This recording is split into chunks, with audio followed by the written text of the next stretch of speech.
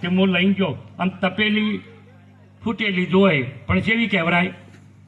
તપેલી હાવ ટાઢી હોય તોય હાવ ટાઢી હોય તોય સમજાય છે મારી વાત અને એમાં બધું રે અને આયા તારે હું સચેવી છે આ તપેલી જ છે ફૂટેલી ચોથી હાજી છે મને કહેજો આમ નજર કરો પા ચોથી હાજી છે ખબર પડશે બધાને જય ગુરુ મહારાજ આમાં ચો હાજુ કોઈ છે નહીં અને તોય કેટલી બોયો ચડાવીએ છીએ હે આમ વાત સાચી કે ખોટી આ તો ઘણી વખત નહીં કરવાનું પણ થઈ જાય છે એટલે હું તપેલી લઈ ગયો અને કીધું ભાઈ આ રે તપેલી અને મારે તો છે ને આમાંથી ફર્સ્ટ ક્લાસ અંબાજી બનાવી દે અને શું બનાવી દે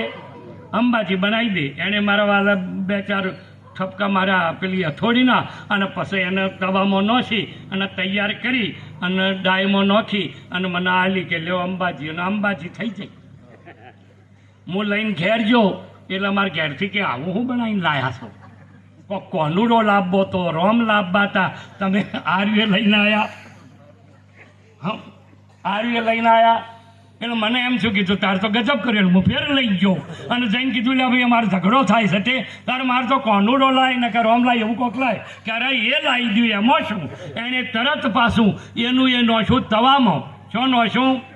તવામાં અને ઉકળીને તૈયાર થઈ ગયું અને પાછો શું બની ગયો સમજાય છે મારી વાત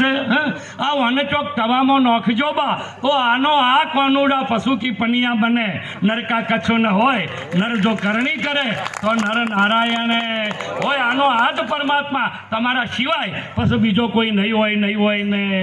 નહીં હોય અને એ વાતના આપ બધા અધિકારી છો મેળ આવ્યો હોય તો બરાબર છે કદાચ ના હોય તો ગમે તો જો તમારું મન બે એ વાતની સાનિધ્યમાં જઈ અને વાતને પ્રાપ્ત કરી લેજો એટલા જન્મારો સફળ ધન્યવાદ જેમણે આ યજ્ઞમાં આહુતિ આપી અને આપણને બધાને આ મહાપુરુષોનો દર્શન કરાયા એટલે એ મહાપુરુષોનો દર્શન કરી અને કાળુરામ બાપુના ચરણોમાં વંદન કરી વાતને પૂરી કરું સદગુરુ